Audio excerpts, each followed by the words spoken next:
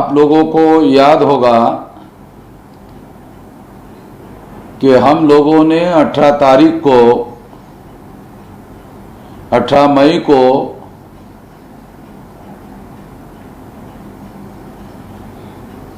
Jail भरो आंदोलन घोषित किया था।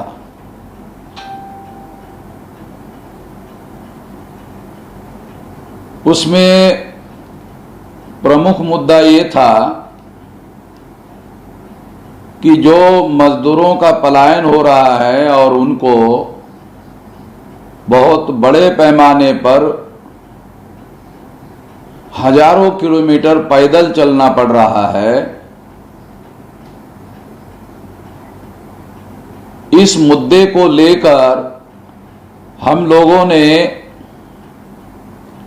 ये मांग की थी कि केंद्र सरकार तेजी से उन लोगों को अपने घरों में 8 दिन में पहुंचाने का काम करे।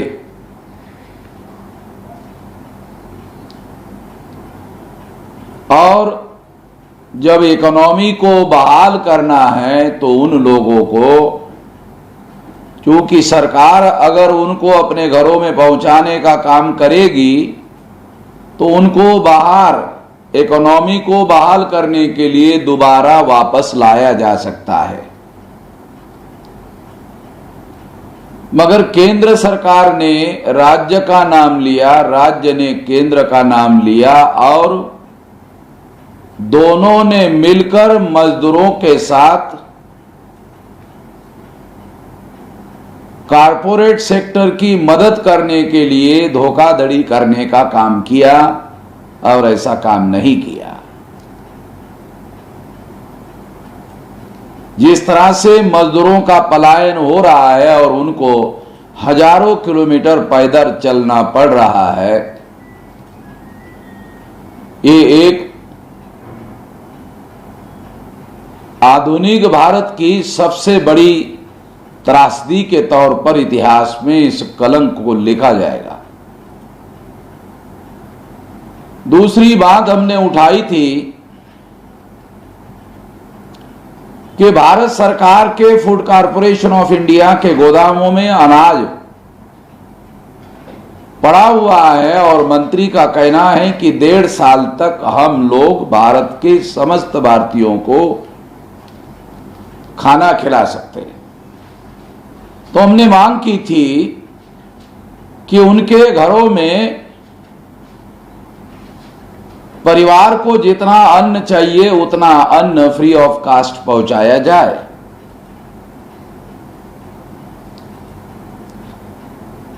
ऐसा भी नहीं हुआ और इतने में मजदूरों के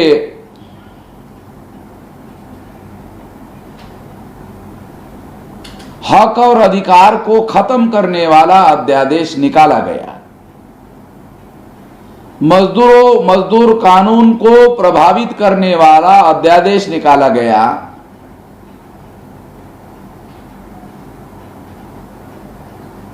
इसलिए हमने इस मुद्दे को भी उसमें डाला था, जेल भरो आंदोलन में। मगर 18 तारीख को लॉकडाउन घोषित करने की वजह से हम लोग ने जेल भरो आंदोलन पीछे ले लिया और उसके जगह हम अपना वैकल्पिक अल्टरनेटिव आंदोलन करने का ऐलान किया था और 18 तारीख को ये नया आंदोलन हम घोषित करेंगे, यह घोषणा हमने की थी। तो जिन 3 मुद्दों को लेकर हमने जेल भरो आंदोलन चलाया था, वो मुद्दे अपने आप में बरकरार है और केंद्र और राज्य सरकारों ने कारपोरेट सेक्टर की या औद्योगिक घराने की मदद करने के लिए मजदूरों के विरोध में कानून लाया।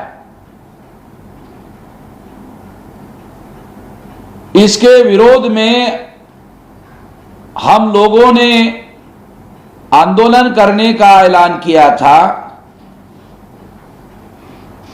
तो लगभग उनके साथ साथ लॉकडाउन के दौरान कुछ और भी फैसले जो जनहित के विरोध में हैं, वो फैसले आए हैं। वो सारे मुद्दों को विरोध करने के लिए, विरोध प्रदर्शित करने के लिए मैं वो सारे मुद्दे पहले आप लोगों के सामने घोषित करना चाहता हूं, और बाद में मैं उन मुद्दों का विरोध करने का क्या तरीका है वो घोषित करूंगा। तो सबसे पहले मुद्दा है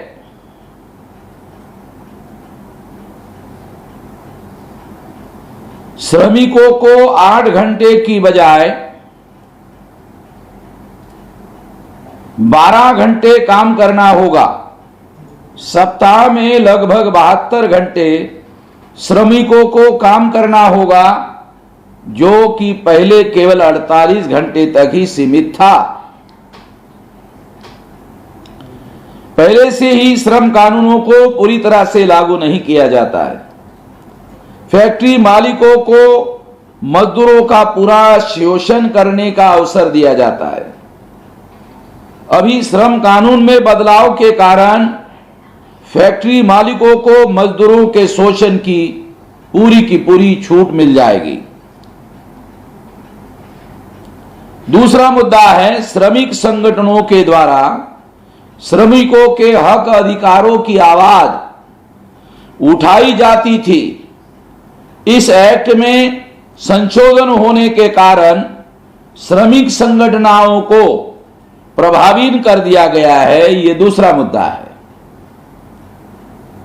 तीसरा मुद्दा है कारपोरेट और बिल्डर लॉबी के दबाव में आकर कोरोना महामारी के कारण लॉकडाउन की बजाय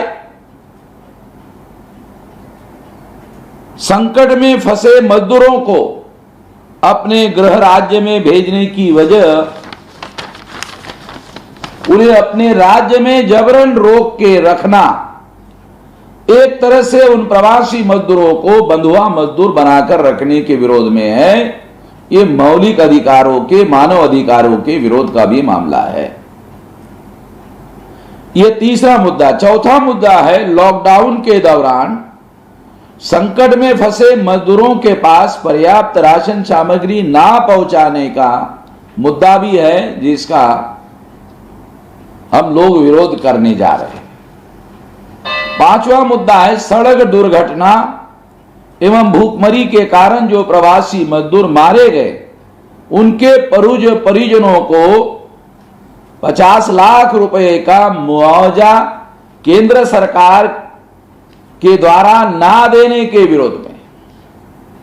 6 नंबर का मुद्दा है महाराष्ट्र राज्य सरकार के द्वारा SC ST के छात्रों को विदेश में उच्च शिक्षा के लिए मिलने वाली छात्रवृत्ति को क्रीमी लेयर लगाने के विरोध में। नंबर 7 केंद्र सरकार के निजीकरण की नीति के विरोध में, जिसके द्वारा ऑयल कंपनियों को और पब्लिक अंडरटेकिंग सेक्टर की कंपनियों को भेजने का कार्यक्रम बनाया गया है। 8 नंबर राहत के नाम पर केवल पैकेज की घोषणा करना और गरीबों के पैसे पर पूंजीपतियों को बचाने का काम करना। तो ये 8 नंबर का मुद्दा है, जिसके तहत केवल केंद्र सरकार ने राहत देने के बजाय केवल कर्जा देने का मामला घोषित किया और उसे राहत पैकेज घोषित किया। 9 नंबर आदिवासियों की अनुसूची के विरोध में दिए गए निर्णय के अमल के लिए केंद्र सरकार का राजी होना ये आदिवासियों के विरोध में बहुत भारी षड्यंत्र है, उसके लिए भी हम लोग विरोध कर रहे हैं। 10 नंबर, रिजर्वेशन इन प्रमोशन के विरोध में सुप्रीम कोर्ट ने जो फैसला दिया और केंद्र सरकार ने सही तरीके से पैरवी नहीं की और उस पर अमल करने के केंद्र सरकार के विरोध में भी हम लोग विरोध कर रहे हैं। पब्लिक अंडरटेकिंग सेक्टर में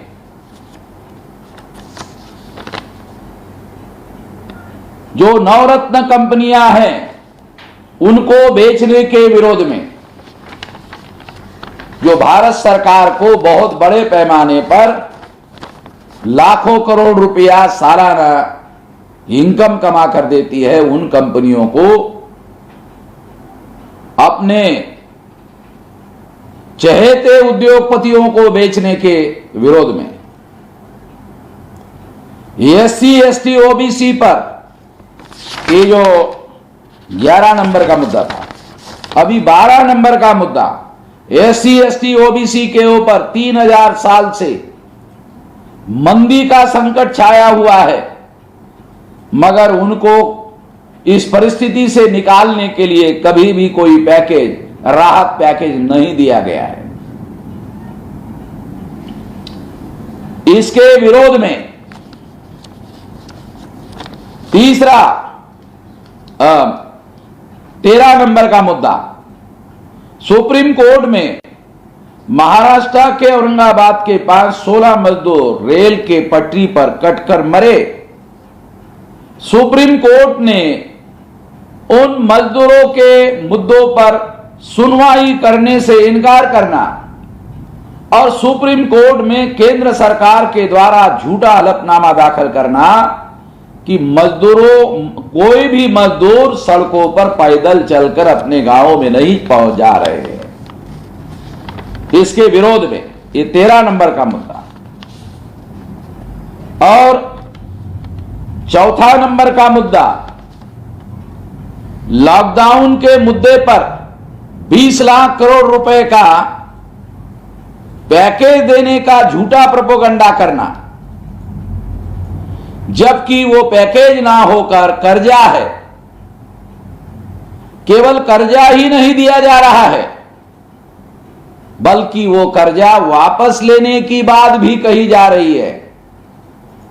दुनिया में ऐसा पहला पैकेज है, दुनिया वाले पैकेज देते हैं उसको कभी वापस नहीं लेते, मगर नरेंद्र मोदी का पैकेज, वो लोगों को पैकेज दिया भी जा रहा है, कर्जे के रूप में दिया जा रहा है और वापस भी लिया जा रहा है। ऐसा कोई पैकेज दुनिया ने आज तक नहीं देखा। ये केवल धोखाधड़ी है। इसके विरोध में ये 14 नंबर का मुद्दा है। इतने सारे मुद्दे हैं जिनको हम लोग, ये जो केंद्र सरकार और राज्य सरकारों की पॉलिसी है उसको हम सार्वजनिक रूप से जलाने का काम कर रहे हैं और अपनी तीव्र भावना जलाने के नीति के विरोध में, जलाने के द्वारा हम अपनी तीव्र भावना प्रदर्शित कर रहे हैं। और इस तरह से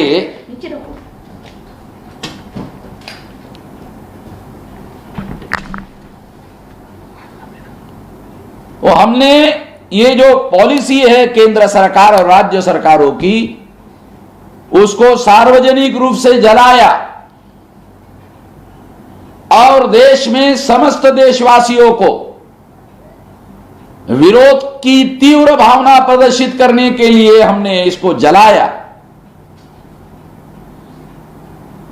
तो देश भर के समस्त मूल निवासी बहुजन समाज के लोगों को ये अपील करते हैं कि आप अपने घर में इन 14 मुद्दों को कागज पर लिख लीजिए, टाइप कर लीजिए, या हम लोग सचिवालय के द्वारा ये मुद्दे टाइप करके सोशल मीडिया में जाहिर करते हैं, वहां से आप प्रिंट आउट निकाल लीजिए और उस प्रिंट आउट को अपने घर में जलाइए और जलाकर जलाता हुआ वीडियो बनाइए। और जो जलाने की क्रिया मैंने वामन मेश्राम ने बहुजन क्रांति मोर्चा के राष्ट्रीय संयोजक के तौर पर जलाई, उसका समर्थन करने वाले जलाने वाले वीडियो आप अपने अपने घरों में बनाइए और बनाकर इसके समर्थन में घोषित करिए। आपने मेरी बात ध्यान से सुनी, अमल करने के लिए अनुरोध करता हूं और अपनी बात यहीं पर समाप्त करता हूं।